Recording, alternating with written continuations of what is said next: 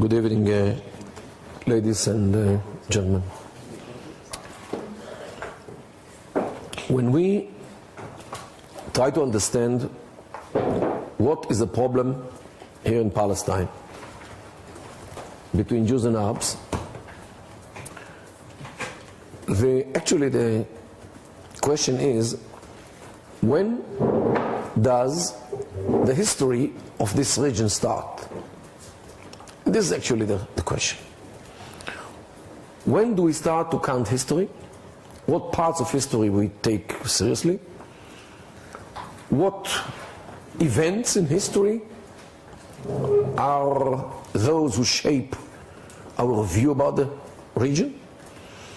And this is where the basis of the problem is, on one side. The other side is religion. Unfortunately, both sides, history and religion,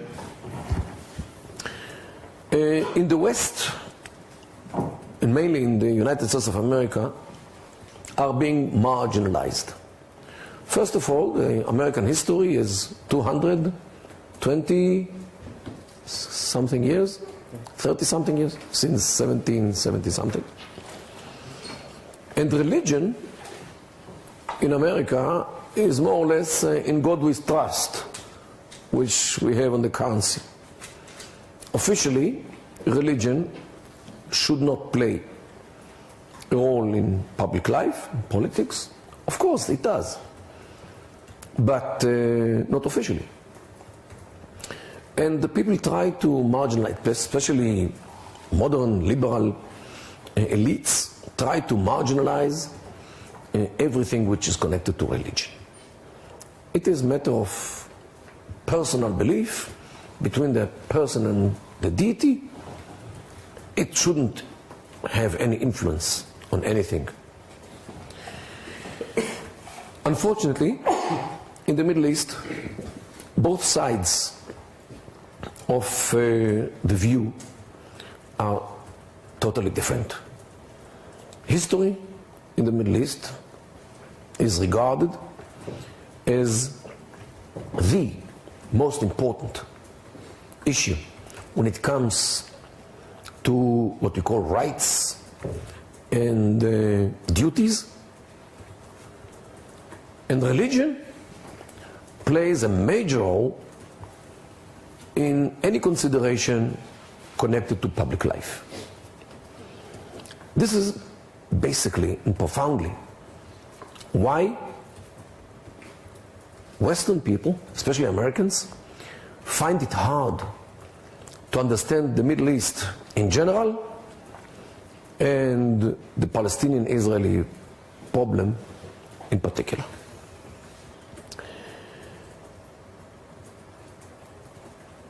Therefore, they try to find all kinds of superficial solutions, like give them jobs, give them money, give them support, and everybody will sit around the fire and everybody will sing Kumbaya together if they only have what to eat and jobs and swimming pools and good life. Means Americans, unfortunately, too often project their views, their mindset, their scale of priorities, their world values on others, thinking that everybody wants the same thing, just like Americans. And this, by the way, is the source of the failures of the American thinking in the Middle East, in Iraq, in Afghanistan, in other places as well. So since here we try to understand the problems, we'll dedicate today to the issue of history, the role of history when it comes to the Israeli-Palestinian issue. And the next meeting, which will be in 3 days from today, will be dedicated to the religious component. Participants. Oh, it's a different? Yeah, it's the same lecture, double. Okay. So I'll divide today to both sides. I'll speak faster.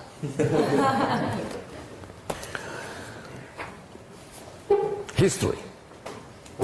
We Jews returned to our forefathers' land, which we were expelled from 19 centuries ago. This land, as we call it, the Eretz Israel, the land of Israel, here we had two dynasties with two temples, first and the second one. Altogether, some to around 1,000 years of temples in Jerusalem, two temples in Jerusalem, some dozens of years in between. At least two, if not three dynasties reigned in Jerusalem, and the size of the land differed from larger in the days of David and Solomon to lesser space in later times.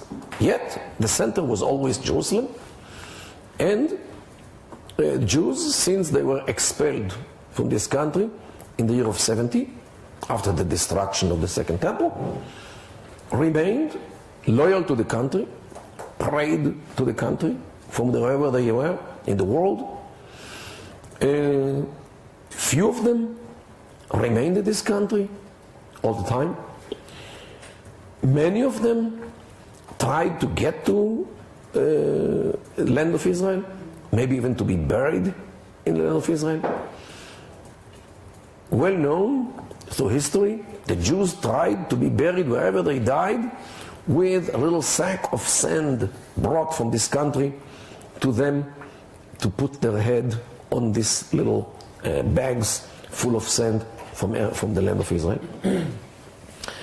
In every happy and sad occasion, Jews were memorizing Jerusalem, and whenever they prayed, every prayer, morning, noon, or afternoon, evening, after meal, weddings, and whenever Jews prayed, they prayed to the direction of Jerusalem. Even in their houses, many Jews didn't finish building it, left square foot, unpaved, in order to commemorate the destruction of the temple. When Jews started to come back to Israel at the 18th century, the Gaon Rabbi Eliyahu's students who came from Eastern Europe, it began a wave of returning to the country. Then from the 18th century and 19th century, and of course during the 20th century, especially after the Holocaust. The Zionist movement started in the end of the 19th century, 114 years ago, 1897, the first Zionist conference in Basel, in Switzerland, in the end of August of that year. And of course it happened 15 years after Jewish new settlements were built here in this country, starting with Petach Tikva, later Rosh Pina, Rehovot, Es Ziona, Rishon LeZion, all these. So definitely, Jews view this country or this state, which was established or announced in 1948, as a continuation of the Jewish presence on this country, which started 3,300 years ago, when the Israelites came into this country on the way from Egypt. For some unknown reason, Israel counts its establishment since the year of 1948 CE, although it would be much more logical to start the state from the days of King Saul, at least, which was more than 2,000 years ago. For some unknown reason, modern Jews more or less detached themselves culturally from the former eras of Judaism in this country, and we can elaborate on this, but we won't get into this yet. More traditional Jews do see themselves as a continuation here of their forefathers who lived in this country. So whether you are a liberal who culturally detached yourself, but actually all those, even liberal Jews, modern Jews, who do not stem their worldview from the Second Temple, yet they came to this country, not to Uganda, not to Argentina, not to Russia, not to any other place in the world, only to this place. Means definitely they were feeling a very deep connection to this country, that they were even ready to die on the war, in the war, in order to redeem this country and to settle it again.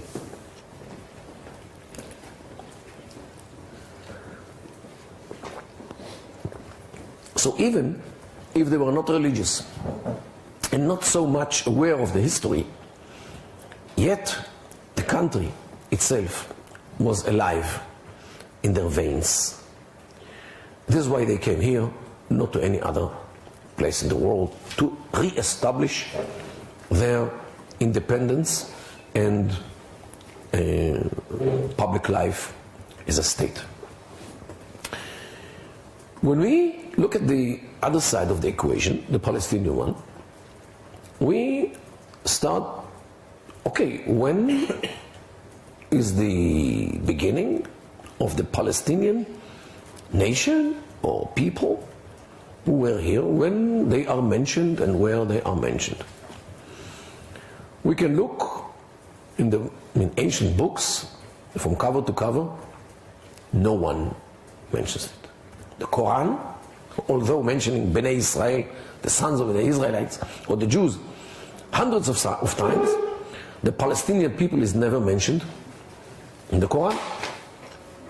Means in the 7th century, when the Quran was written, evidently the Palestinian people was not an important people in those times. But no other book as well mentions the Palestinian people until the 20th century.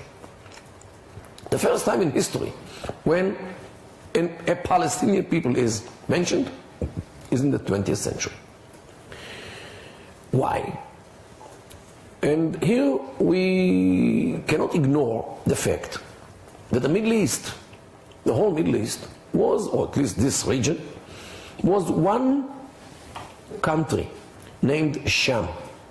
And if we look at the maps of today, all the space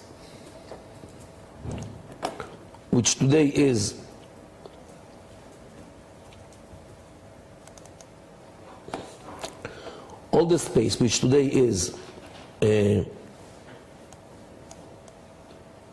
Syria, Jordan, the land of Israel, Lebanon, all this region is called in Arabic Sham. The Sham. And this was one country.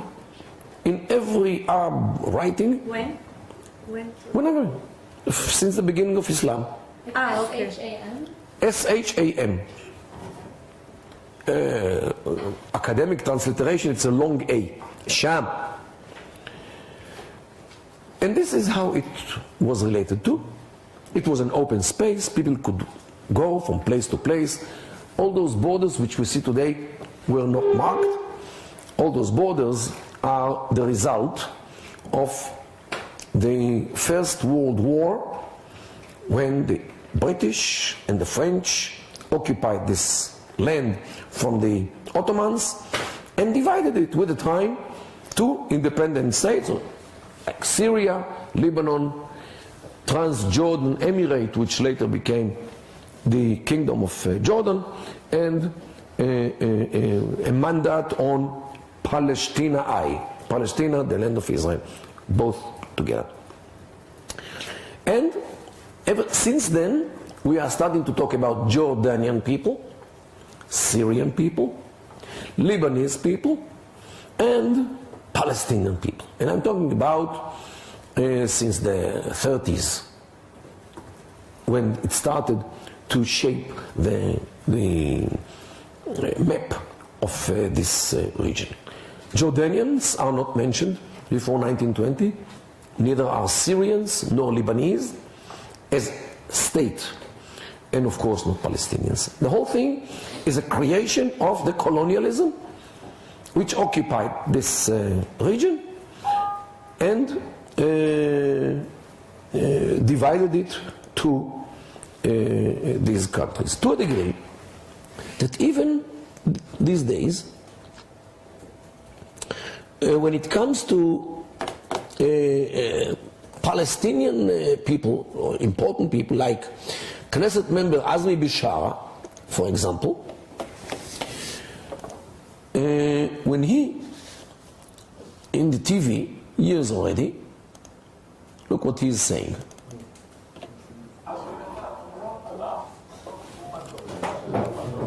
Listen.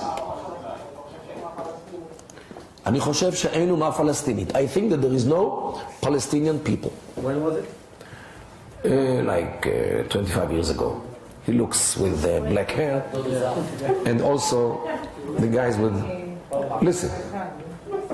Listen.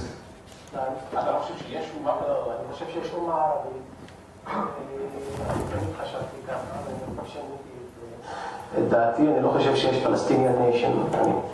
אני לא חושב שיש Palestinian nation. I don't think that there is a Palestinian nation. אני חושב שזה המצאה קולוניאלית, Palestinian nation. אני חושב שזה המצאה קולוניאלית. I think this is a colonialist invention. It's good. לא נכון. מתי היו פלסטינים? זה טוב לזה. Palestinian nation. מתי היו פלסטינים? איפה זה? Now look at how his Jewish counterparts are astonished.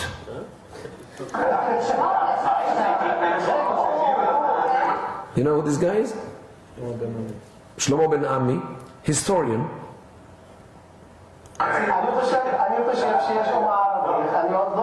אני חושב שיש אומה ערבית. I think that there is an Arab nation. In spite of my vicious fight against the occupation, I didn't become a Palestinian nationalist. Never.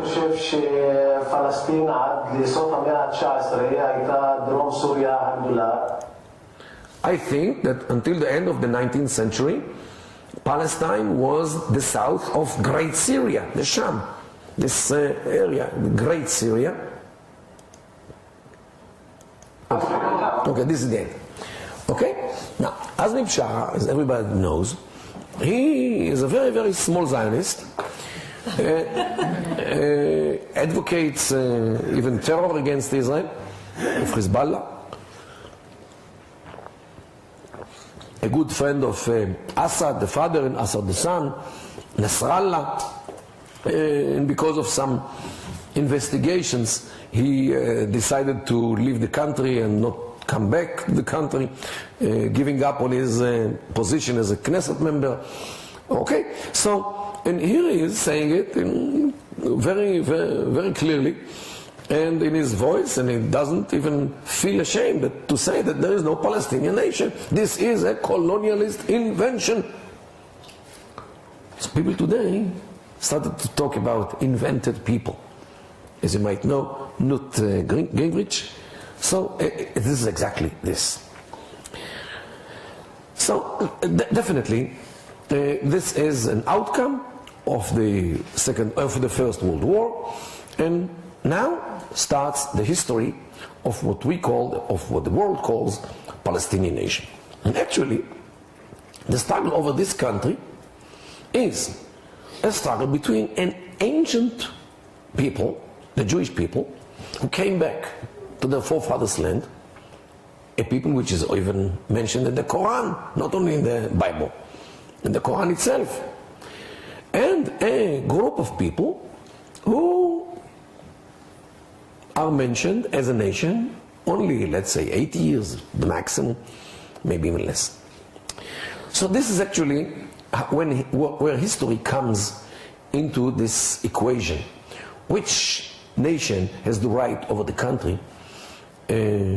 One who was here according to every history book which is printed in the world, or a nation or a people which was created or defined, I would say, some dozens of years ago.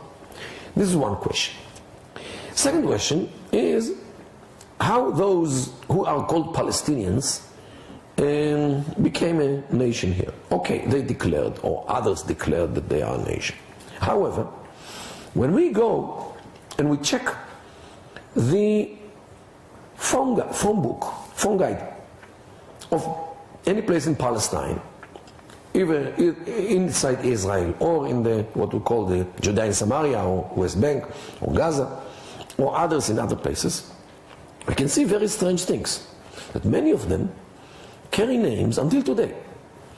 Like Al-Iraqi means Iraq. from Iraq. Al-Masri, the Egyptian. One of the leading families in Shechem, in Nablus, is the name of this family is Al-Masri. Or Masarwa in the Israeli north, which is the plural of Masri. Al-Khorani. Al-Khoran is the region,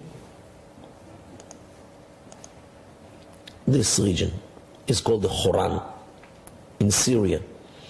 People from this country, from this region, emigrated to Israel, to Palestine, mainly during the 30s, looking for work.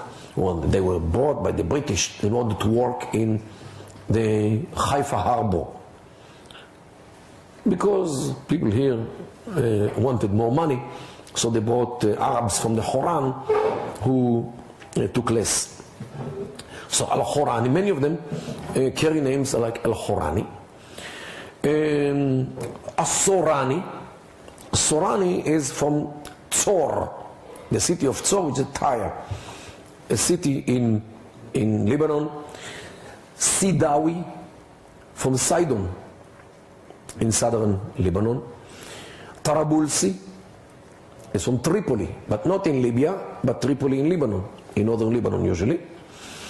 And Zarqawi, in Nazareth there is a big family name. Zarqawi means that they are from Zarqa, in Jordan, what Jordan today is. Karaki, and many, many other names which testify that they originally came from other places to this country. They came, everyone came from a different reason, usually to work, and many of them came through the 20s and the 30s, in order to work in Jewish farms, like in Sejera, in Ilania, in Rosh Pina, Rehovot, Rishon LeZion, all those farms, all those villages which were built ever since 1882, when Petah Tikva started the line of Jewish towns, or what later became towns, which were populated by peasants, Jewish peasants who came and had farms. So those Arabs emigrated to this country to work. And actually, when the Histadrut, the trade union here in Israel, was established in 1920, the first battle which those members in the Histadrut had is about Avodah Ivrit. Means Jewish work. Means you Jews employ us Jews and don't employ those Arabs. After all, Jews wanted to live as well. So this was actually the struggle here between those Jews who were here or came here to renew their Jewish life in this country, and Arabs who immigrated to this country in order to work in their farms. Later, they started struggling on this country, and until this very day, the struggle continues. But look, I'm not saying that the country was totally empty from Arabs when those Jews started to coming. There were cities like Yafo, and Nazareth, Nablus, and others.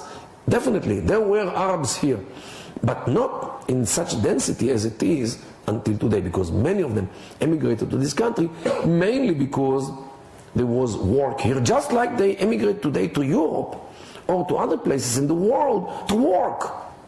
So this is how they came here. And the borders were open, and actually the records of the British mandate actually testify about hundreds who came every night, and the British couldn't care less about those who come in, the flood of those who came into this country in order to work here in this country.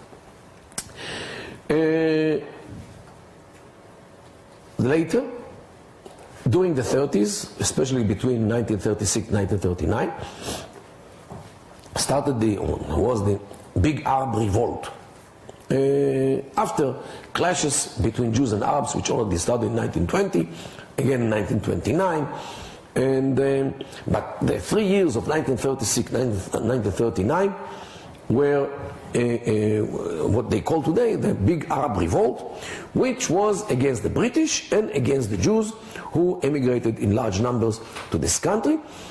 It was initiated by the willingness of those Arabs to keep their working places, but was translated later by all kinds of incitement, mainly by the Mufti of Jerusalem, Hajj Amin al-Husseini, who tried to crystallize a Palestinian nationhood or awareness of nationhood within the Arabs. Whether he succeeded or not, there are debate about this. During the 1948 war, many of the Arabs who lived here left the country as refugees, and this is what is called until today the refugee problem. Many of them just returned to the countries where they came from: Syria, Lebanon, Jordan, you know it.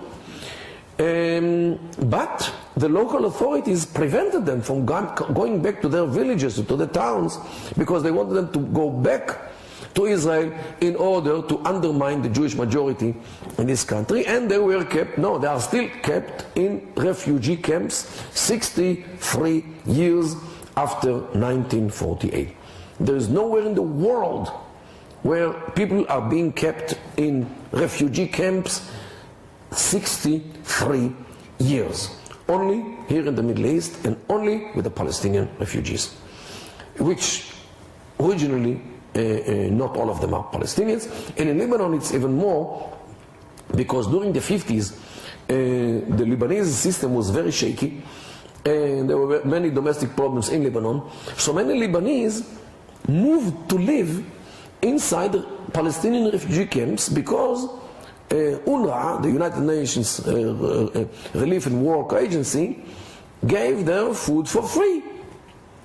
So many Lebanese moved to live inside the 10 Palestinian refugee camps inside Lebanon.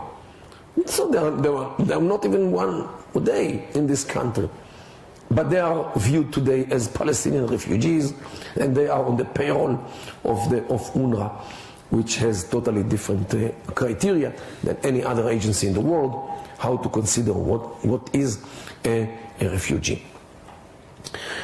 And ever since then, what is called Palestinians are divided between 4 places in the world. One is inside Israel, and as you might know, like 20% of the people in Israel are Arabs. Mostly define themselves as Palestinians. Another part are in Gaza, in the West Bank, in Judea and Samaria, in refugee camps. Third part are in the close exile, like in Lebanon, Syria, and Jordan. And another part are all over the world.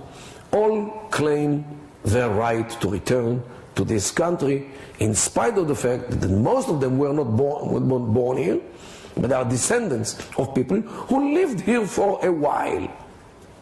For a while, when they came to work in this country, most of them. So the question of return, right of return, which comes to the picture every time and again, is very questionable. And according to the world criteria of refugees, they have no right to return, just like other refugees in the world, which have the right to return within 10 years. After 10 years, they are not viewed by the world as refugees, and their problem should be solved in other places. This is how the UNHCR, UN High Commissioner for Refugees, works everywhere else in the world. Only here, when it comes to the Palestine and the Israelis, there is one agency which works only, or operates with them, and perpetuates their status as refugees forever to their descendants and in no limit of time. Very strange, very odd situation, and many understand today that the problem between Israel and Palestinians will never be solved as long as this agency operates, because it perpetuates the problem rather than solving it. This is, I would say in a nutshell, the historic way how to look at the Israeli-Palestinian conflict. The other side of the equation is the religious way. Most, sir? Ask questions now? Yes, you know, okay. You mentioned, it sounds by your description that most Palestinians, or people who consider themselves Palestinians here, were coming from our neighbors. Yes. About 100 years ago, more or less. But there are some natives. Some natives that lived yes, definitely. in Acre in Jerusalem, yes. Other cities. Can you put numbers behind that? What portion did come like that, and what portion? Nobody really knows the numbers, because this region was never an isolated region to be counted separate from other places in the world or in the Middle East. Look, first census which was taken in the Middle East was in the 30s. The first one in Lebanon. Until then, people were not counted. People didn't count people because they didn't think it's important. Look, notions of democracy, which enhances the number of people how many support this side and how many support this side, are new to this region. This is why the number of people here never made any difference, especially when Bedouins, and this is the basis of the culture of the Middle East, they are wandering from place to place according to the grass which they can find for the sheep, and water and seasons of the year. So look, I'll give you another good example. Thanks. There was a shuttle, a train between Haifa and Beirut. A train which a few times a day went a day. People could live in Beirut and work in Haifa, and vice versa. Could live in Haifa and work in Beirut. Imagine that one day there is a war and the shuttle stops running, and the tunnel in Rosh Hanikra is being blocked, and some people are stuck where they were working and not at home. So what are they? They are Palestinians or Lebanese? Okay, it was the same thing, the same area. People could go from Haifa to Damascus every day with a train, just like people go between Haifa and Tel Aviv. So it was not different country to be counted separately. So nobody really knows. There are all kinds of estimations. The estimation is that half of the population left in 1948, around 600,000 left in 1948.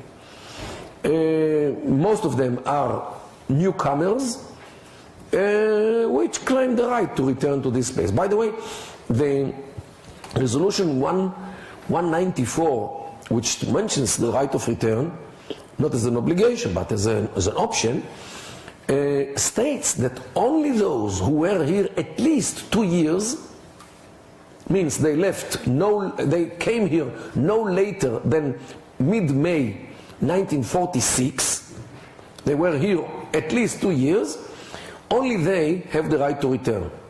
Those who were here less than 2 years do not have the right of return. Within 2 years you become a nation. Okay, so there are all kinds of strange things about this. Somebody who was here for 2.5 years is a Palestinian? Okay, these are the questions, sir. Again, you said that the Palestinians were not mentioned in any book until the 20th century. Yeah. Not even a newspaper. Yeah, if you ask the average man on the street, he would say, yeah, what, the Plishtim or the Palestinians? Plishtim, Goliath. How can you refer? Every bit of information, or almost, which we know about those, are from the Bible. And the Bible mentions that they came from the Aegean Sea, between Turkey and Greece. While Arabs, as we all know, came from the Arab Peninsula in the 7th century. So how can you bridge between these two facts? They call themselves Palestinians because this country was named Philistine or Philistine by the Romans in order to denigrate the Jews who were here, and so the Romans called it Philistine. Actually, Adrianus case, the Caesar Adrian, he was the one who named this country Philistine, and we carry this thing until today. There are Arabs who came from the Arab countries, from the Arab Peninsula in the 627 and 8, occupied this country with the second caliph Umar ibn al-Khattab, and settled here, like many other nations before them, who came here, like the Byzantines and the Persians and others, who occupied this country, settled here, until they were kicked out by those who came later. So this is not the same people? They speak Arabic. The religion is based in the Arab Peninsula, so, and they have nothing in common with the culture with the Aegean Sea. So the name is only because they came to this country, which was named Philistine by the Romans. This is the only connection between them and Philistine. Yes, sir. Two questions. One, when can you put the change the perspective about the refugee and the creation of the Palestinian nation? You're speaking about a lot of... It's a process. It was a process. So when do you put it? Because a lot of scholars now in the West have different opinion and research to what you just said. They see that the nation started in the 19th century. Even you got Kimmerling who said it's the beginning of the 19th century. So the research is quite different. So where is if we want to base our knowledge on facts, and I know that a lot of the things are true. I read a lot of places and last name and places even like Dovrat and Dvorah in the north and like mentioned in the Bible. So what changed the perspective about this? I would go to a library and look for books who mention people. Look, you can create retrospective. You can create whatever you like. Go to libraries, look for ancient books which were printed in the 19th century, and find the first time when something is mentioned. You can assume that this is more or less the beginning or a bit after the beginning. If you find a book before 1920, which was printed before 1920, mentions the Palestinian people, I would accept it. So far, no one found. You know what?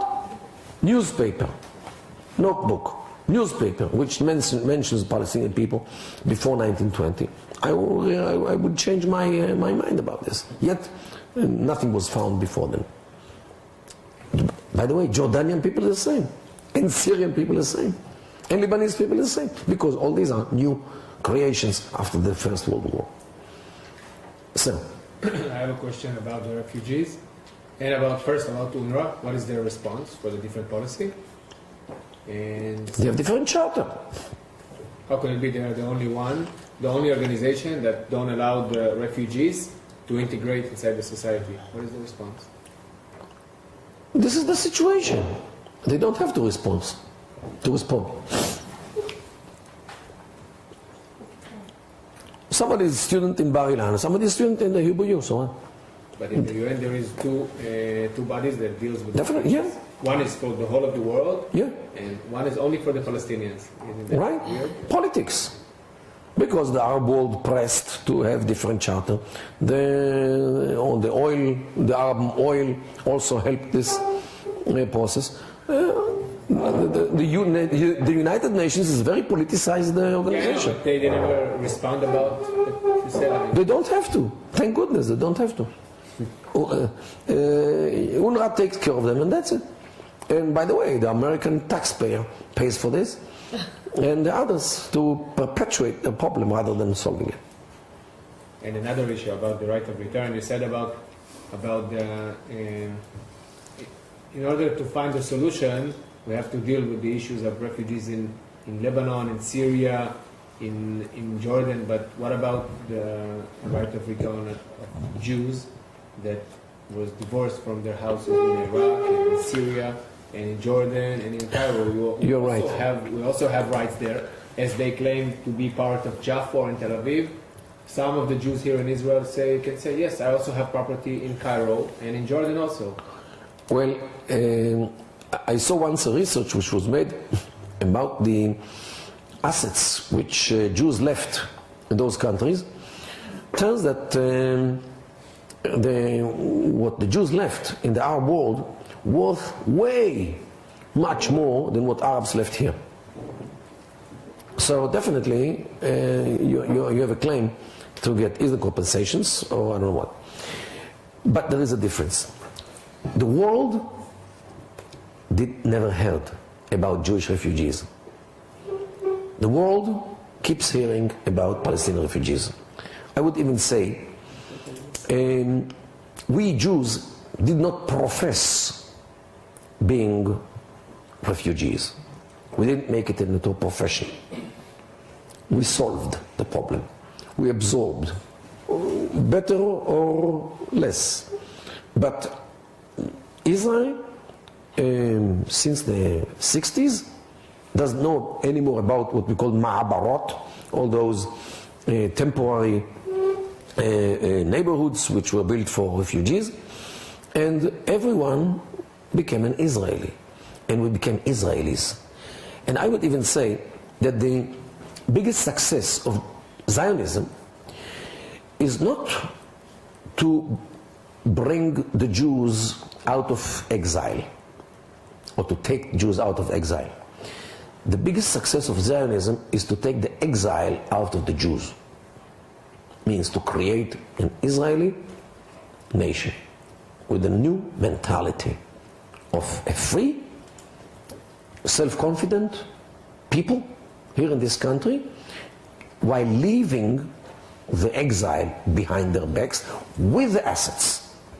So now, since we created the new mindset of an Israeli who is free from exile, it is hard for us to start convincing now the world, hey guys, we left in exile some assets.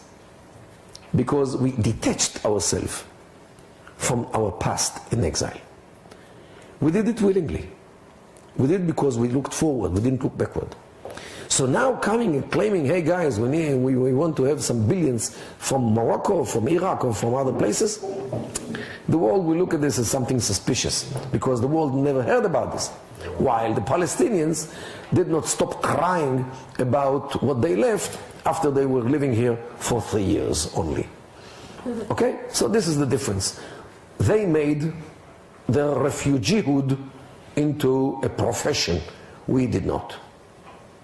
Sir? With turning refugeehood into a profession, Palestinians are the only nation, or one of the only nations in the Arab world who have not had uprisings. We look at the map, and we look at every country surrounding Israel. Well, during the last year. During the last year, during the last 2 years, 3 years. And if you look back in history... Well, they had the intifada against us twice. But I'll get to the point. If we look back 50 years, there were uprisings in Egypt. There were a couple in the surrounding countries. It's not something that's new to the Arab world. So my question is, what is what is the reason, if it's historic or something else, that the Palestinians in this last in this last round of uprisings and before have risen up against Israel Dafka and not against their own leadership? Because that, where I look at it, their leadership is the main problem if they want to get eventually to statehood. And instead of uprising against them, they're fighting us. Look, you should give Palestinians or those people or those Arabs who live in Judea and Samaria and Gaza some credit that they know their leaders and their leaders know them. They are not strangers to each other. And the leaders really respond to what they think the people want. Not usually, but much more than the Israelis. The fact that Palestinians today are not part of what we call the Arab Spring is because of some reasons. One of them is, yes, the Israeli rule. Means Israel succeeded to take out most of the activists on the West Bank, Judea and Samaria, and left the people there without activists, especially activists of Hamas, of Jihad, with the cooperation of the Palestinian Authority. Everyone who tries to agitate this situation being taken by either by the Palestinian Authority and Israel, and during the last 3-4 years there is a very, very good cooperation. Everyone and the Palestinians cooperate with Israel not because of they became Zionists, because they want to keep the PA in the West Bank in order to prevent what happened in Gaza to happen again in the West Bank. Means they do it in order to save their rule, no doubt. And this is the reason why they don't means the activists are behind the bars, and this is why their ability to wage a second intifada or third intifada is limited.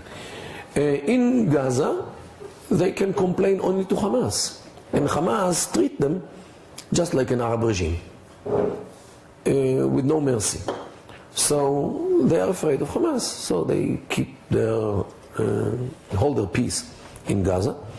So between the Israeli and PA rule in the West Bank and the Hamas rule in Gaza, they are silent, not because they like Hamas or because they like Israel or they like PA. They are being held.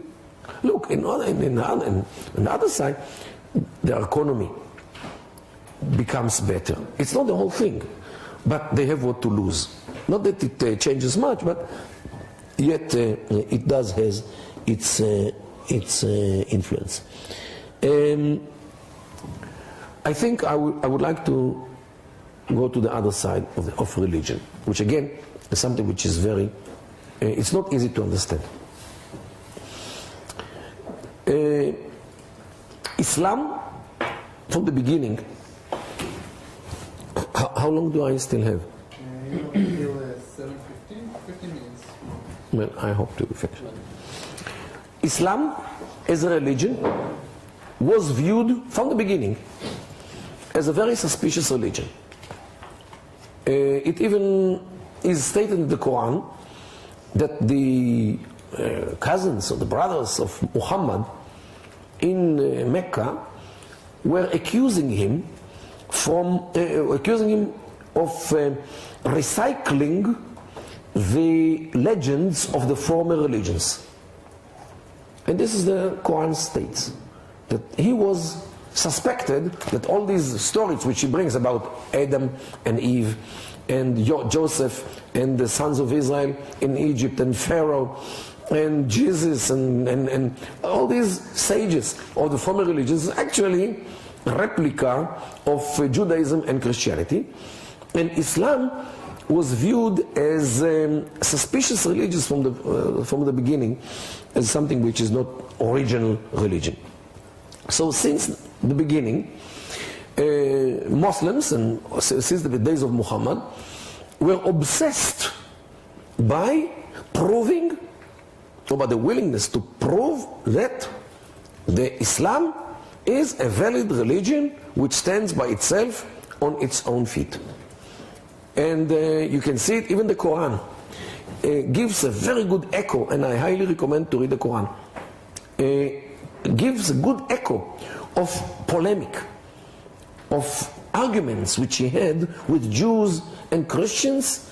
Many verses start, they claim that you are, tell them such and such.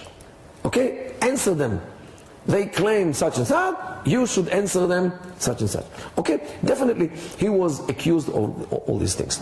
So, one of the ways how to fight Judaism and Christianity is to depict them as religions which finished their role in history, and Islam, which is the last religion in history, actually came to the world to replace them.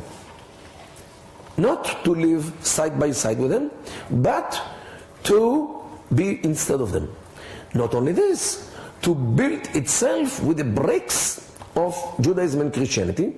This is why Abraham was, according to the Islam, the first Muslim in the world, and Isaac and Jacob and Jesus and Johannes were all Muslims because they believed in one God. And since Islam came to the world to replace Judaism and Christianity, whoever was a believer in one God, evidently he was a Muslim and not any other thing, which was abolished later. There is a verse in the Quran which says, Inna dina inda Allah al-Islam, means the religion with Allah is Islam. Means Allah doesn't recognize any other religion but Islam. So evidently whoever believed in one God is a Muslim. According to this, King Solomon built a mosque in Jerusalem. Okay?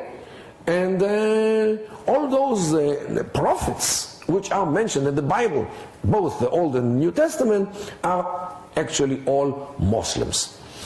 Holy places belong to Islam, because Islam came to the world to hire all those religions, and if they had a church or a synagogue, today it can very easily be a mosque. Yes, ma'am. I think, but in the Quran, Jerusalem is not mentioned. Not mentioned. Right? Not mentioned. How you can say it's a holy place to the Muslims? Definitely it was not. Originally it was not. It's the third one, right? After Mecca. Only to the Sunni Islam. It was sanctified by the Umayyad dynasty in order to be a replacement for Mecca as a place for pilgrimage. Because of a struggle in the year of 682, 50 years after the Prophet Muhammad passed away. So Jerusalem was sanctified only by the Sunnis, not by the Shias. So it's the Quran? Shiites. They believe in the Quran, although they believe that the Sunnis forged the Quran by omitting 2 chapters which are mentioning Ali, the founder of the Shia. In one or another, Islam views itself as the higher of Judaism and Christianity, and Christianity and Judaism lost their validity, lost their role in history, and lost all the assets which they had, either real estate or lands or whatever. So Islam actually, Islam today is the only monotheistic religion, and Jews and Christians lost everything which they had ever in the world. So how can Jews today come and claim that the land of Israel belongs to them? It might have belonged to them once, but since Judaism was replaced by Islam, today Islam owns the land of Israel. So how can they come and say that this is their holy land and their holy city of Jerusalem? Now, Muslims are afraid that Jews came to this land, they regained their country, which they had once, and later in 1967 they took their capital, Jerusalem. What will be the third step? To build the temple. Means Judaism will come back to be a holy place for Jews, and Judaism will come back to be alive, means a relevant religion. So what will be with Islam? Islam, which came to the world to replace Judaism, they cannot take the fact that Jews are coming back to life, that Judaism comes back to life, because it poses a question on Islam, a theological question. This is why the struggle over Jerusalem is about theology before it is a struggle over territory or national issue. So from the religious point of view, Jews have no right to any place in the world. They can live peacefully under the rule of Islam, just like Christians and Druze and other infidels. And this is actually peace in Islam, not between states, I mean Islamic state and infidel state. This cannot be peace, because a constant war, permanent war, should be between Islam and all the others until all the world becomes Muslim. Peace can be temporarily given to others, and it should be breached when Allah gives the Muslims the ability to conquer other lands. And they have the precedent of the peace of Hudaybiyah, which the Prophet Muhammad did the same thing. He gave the prophets of the infidels of Mecca peace for almost 10 years in 628, and after 2 years he breached it and conquered Mecca. Why? Because they went to sleep on God, or they went to business and they left Mecca. So this is why peace in Islam is always peace between communities, not between states, between communities under the Islamic rule.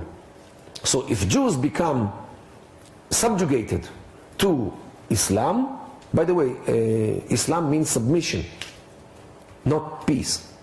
So if when everybody will be submitted to Islam, submit itself to Islam and be subjugated by Muslims, this will be peace under Islam. This is the definition of peace by Islam. So this is why giving peace to infidels is a problem. So Judaism is not a religion anymore. Second thing is about Jews. Jews are not a people, not a nation. Jews are communities. Wherever they live, Jews in Iraq are actually Arab Iraqis who are Jewish, just like other Arab Iraqis who happen to be Muslims or Christians or Sabais or Mandais or Yazidis or Baha'is or Zoroastrians. Almost 10 religions are there in Iraq. So Jews are also Arab Iraqis who happen to be Jews, like other Arab Iraqis who happen to be Muslims or Christians. In Yemen, there are Arab Yemenites who happen again to be Jewish, just like other Arab Yemenites who are Muslims. In Poland, they are Polish from the ethnic point of view, yet Jews like other Polish who are Christians, and so forth. Wherever you are, in Morocco, in England, in the United States, in Afghanistan, Jews are a community of those nations wherever they lived in history. They were never a nation. By the way, this is the way in Islam, because religion doesn't make a nation. The Persians are Persians and Muslims. The Chechenians are Chechenians and Muslims. The Egyptians are Egyptians, or Arabs are Arabs and Muslims. The Islam doesn't make them into one nation. So the same are Jews. They project their life, their mindset on us. So Jews from Poland are Polish, and Jews in Morocco are Moroccans, and Jews in Iraq are Iraqis. All of a sudden, all these communities, or part of these communities, decide that they are a nation. Since when? Do they look the same? Do they sound the same? Do they have the same language? Do they have the same food? Do they have the same clothing? Do they have the same culture? Nothing! So who said that this is an artificial, invented nation? Those Jewish nations. they should remain wherever they are forever and have their life wherever they are. And they come here, they gather here in this country, and they claim that they are a nation, and they kill Arabs, and they send out others to refugee. What is this? This is not a nation. So they don't need a state in the land. So their religion is void, and they are not even a nation. And the third part of the problem is the land. In Islam, a land has only one-way ticket to enter Islam, not to get out of Islam. It is forbidden for Muslims to give up on land. Of course, here and there they are forced to give up on land. In Spain they were forced by the Reconquista of the 15th century, until they were kicked out in the end of the 15th century from Spain. Same happened in Sicily, same happened in the Balkans, in large parts of the Balkans, where they were ruling all the way to Vienna, where they were defeated in 1683. And only recently they had to give up on large part of Sudan, which became the new independent state of southern Sudan. And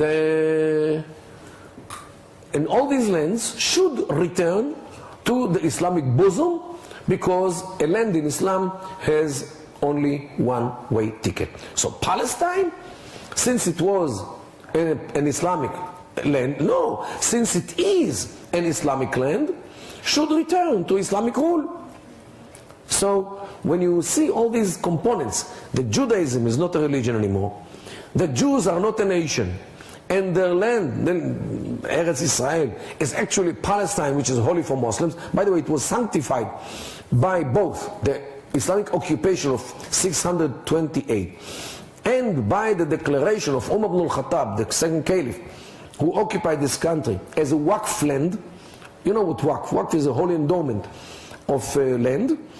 So it was sanctified twice. So since when those Jews whose religion is void and they are not even a nation have the permission to take a land from Muslims and to establish a state which is not ruled by Islam? Okay? So this is why it's not a matter of occupation of the West Bank or Judea Samaria or Gaza. It's the occupation of Tel Aviv, the problem.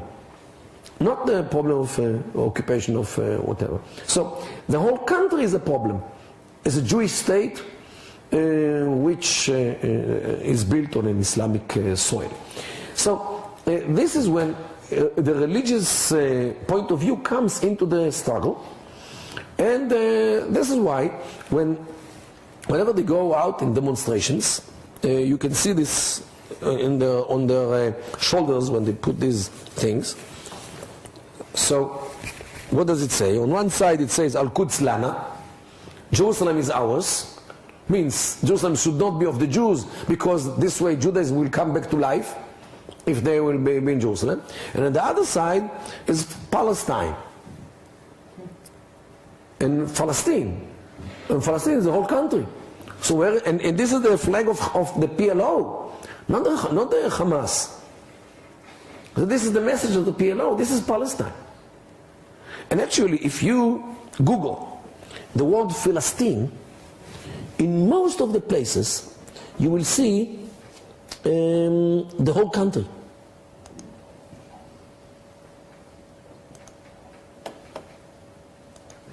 Look at this. I googled the word Palestine in images. Just as a look at this. The whole country here, the whole country here, whole country here. If you do it in English? In English, you'll see more the other message. But in Arabic, this is the message. Okay? The whole country, look at this. The whole country is now Palestine.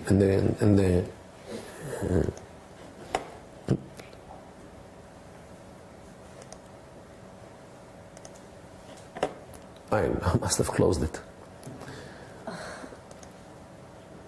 Okay, so this is actually what happens in in this regard, and you can do it by yourself. Just Google Palestine and you'll see that the flag, the message is 90% of the times the whole country, and not only what they say that they want. It means there is a difference between what they would take now and what their dream is, and what will they fight after they have what they have now. So when you add together the historic problem on one side and the religious problem from the other side, you can see that the state of Israel actually, or the occupation, is not the occupation of Judea, Samaria, or Nablus, or whatever. Occupation, the problem starts already in 1948, or even before, and Tel Aviv is occupied no less than Nablus. And the proof is that Israel now demands that the negotiations will lead to the end of the conflict, termination of the conflict. The Palestinians declare time and again that it will not be. Means even after they have their demand of Palestinian state, it will not be the end of the conflict. So, what is the point of getting to some kind of solution if it's not the end of the problem? And they will never recognize Israel as the state of the Jews. They said in 1,000 years they won't do it.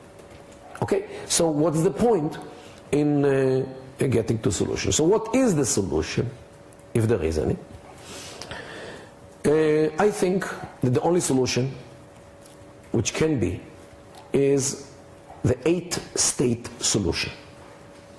8, you know, the number between 7 and 9. What do I mean? I don't have enough time now to start elaborate about the culture of the Middle East, but tribalism in the Middle East is alive and killing, not only alive and kicking. You can see it in Iraq, you can see it in Libya, you can see it in many other places. Tribalism means that the people are loyal to the tribe rather than to the state. They are loyal to the clan, to the family, extended family, Hamula, what you might say, and not loyal to the national framework, which in many cases is a creation of the colonialism, as we saw. People will not replace their loyalty to the clan or to the tribe by a new loyalty to a state. And this is unfortunately the main problem of the modern Arab state, modern, I would say the standard Arab state. Only a small group of states here in the Middle East behave differently, and these are the Gulf Emirates. The Gulf Emirates are stable. You never hear about demonstrations, not because of the oil, because Dubai has no oil and no gas, and Iraq has oil and gas, and it doesn't contribute to Iraq's stability.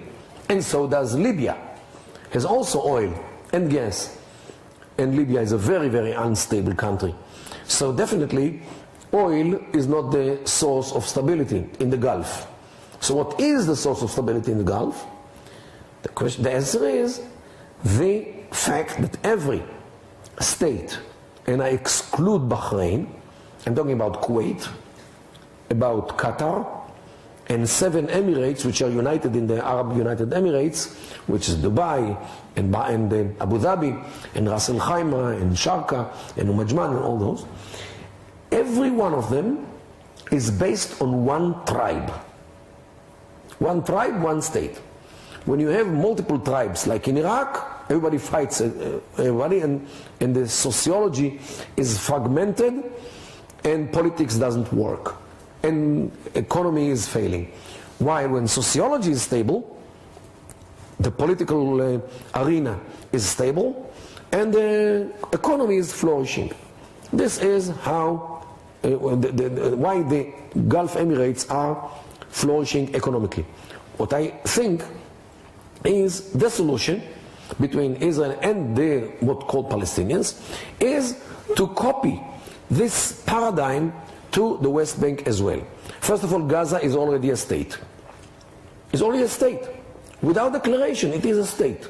It has its government, it has its legislative council, it has its judicial system, it has its economy, it has its borders, and it has its army and police and even military industry, and they know how to produce missiles, and they actually are a state from any factual point of view. You have to continue it. To establish a state in Jericho, a city-state, based on the tribe of the Arikat in Jericho, who live in Jericho, a state for the tribe. A state in Ramallah, for the Barghoutis and the Abu'ins, both big families of Ramallah. A state in Nablus, for the Al-Masri, the Tukan, and the Shaka families, who lived together for hundreds of years already. Another state in Jenin, another one in Kalkilia, Tulkarem, and the Arab part of Hebron, while Israel should forever keep the rural areas, the villages, in order to make sure that those hills do not become Hamas hills or Hezbollah hills, because nobody can assure it to Israel that they will never turn into Hamas hills. This is why I advocate this what I call the 8-state solution, which can look, let's say, the paradigm. I'm not saying that this is the only way how to depict it. I have it in another file. This is how it should look like. This is the West Bank. These are these states. A state in Hebron, Ramallah, Jericho, Shechem, Jenin, Tulkarem, and Kalkilia, while Israel should forever stay in those areas in order to make sure that Hamas doesn't make them into a jihadi land as they made in Gaza. They can be even larger to allow some industry. I'm not talking about the size. I'm talking about the principle. This should be the solution, the 8-state solution, 7 city-states. And look, there are small states in the world. Luxembourg, and San Marino, and Andorra, and Gibraltar, and the Vatican. And nobody in these countries suffers from claustrophobia.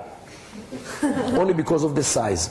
On the contrary, big countries tend to fall apart. Look at the Soviet Union and Sudan and Algeria and all these big countries which are built from conglomerate of nations and ethnic groups and religious groups and sectarian groups and tribes. And they tend to fall apart or to become dictatorships in order to keep them in one piece. But homogeneous small countries are usually much more prosperous than conglomerates which fight within them, people fight within themselves. This is a solution which will give them stability and peace to us, and peace to them as well. They can move from city-state to another city-state with visa, with and this kind of technicalities. But this should be the solution which is built on the idea of the Gulf Emirates. And every one of them is built on families, on clans, on tribes which live in those cities. They don't move from city to city. They don't get married within these cities usually. And this is why sociology should be the key, not politics. In my humble view, this is the only solution to the Israeli-Palestinian problem. Yes, sir. Yeah, I would like to ask about what will be the result with the population who live in West Jerusalem. They're going to be another state in the 8-state No. solution? Jerusalem should forever be Jewish. Also the West neighborhoods of Arabs who live there? Yes. No, all those villages should be annexed to Israel, and Israel should give them citizenship.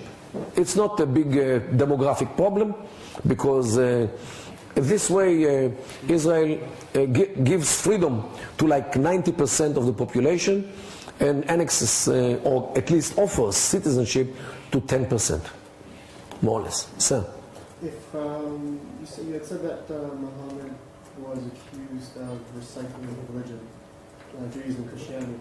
If that's true, and he views a number of the Judaism and Christianity as religious figures, such as Muslims, Abraham, Isaac, as Muslims, and is that used as a stepping stone? Doesn't it say in the Bible, Old Testament, New Testament, that the covenant is like an everlasting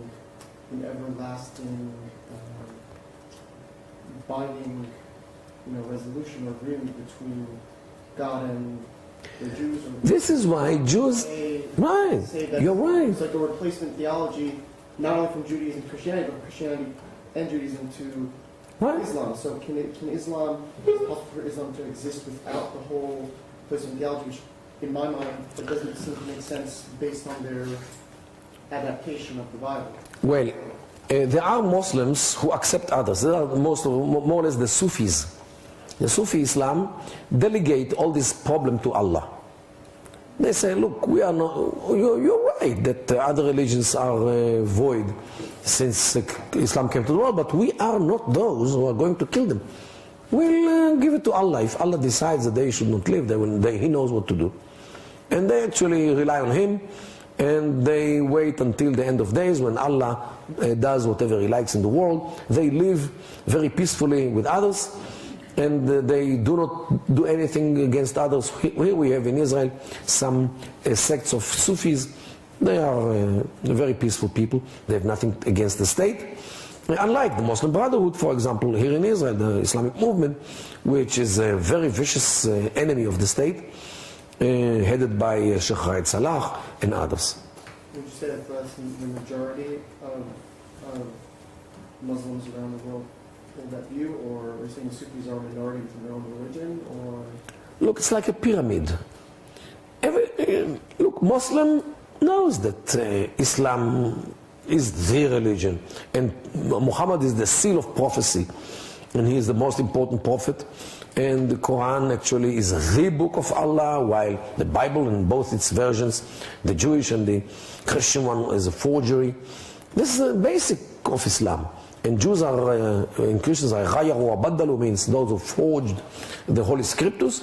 So definitely this is a common knowledge in Islam. What you do with this is the different thing. If it's forged, then how can they base their religion on those historical figures if it's forged? They're saying that Judaism and Christianity is not. Look, the Quran as the book which Allah has, He mentions Abraham and Isaac and Jacob, all those, and this is the real issue, not what's written in the Bible, which was forged. So, and if there is no other question, we're a little bit short in time, so we will be finishing that, or any other last bit? Let me finish by one clip about what is to be done with Israel according to the Palestinians, and it is, I would say, performed by, not this, another one.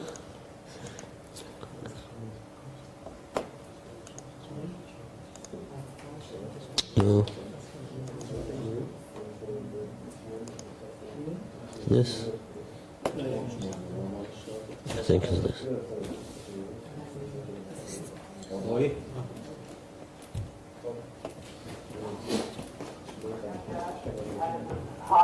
هناك المؤامرات تحاول أن تغتال المسجد الأقصى، وهناك أيضا اغتيال التاريخ واغتصاب الحضارة، وأيضا تزييف الوقائع وطمس الحقيقة وتهويد المكان.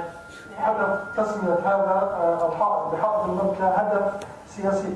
الصهيونية اليهودية لابد من إيجاد ذريعة لدفها في روح أو عند الصهاينة أو اليهود في أوروبا للتمسك بشيء مادي في مدينة القدس، وقاموا بالادعاء وتسمية حائط المراد باسم حائط المملكة. هدف من هذا الكلام أن هذا المصطلح وهذا الاهتمام الغريب، هذا الاهتمام الغريب بهذا الموقع بالذات، يعني هو عبارة عن شيء حديث وليس له تاريخي. نهائيا ليس له جذور تاريخي، هو اصطلاح سياسي لكسب قلوب وعاطفة الصهيونيين الموجودين في أوروبا للهجرة والحضور إلى فلسطين. ليس أكثر. Okay, this is how you create a new history by undermining the history of the Jews made recently by the Palestinian Authority in their TV. And with them, we should make peace.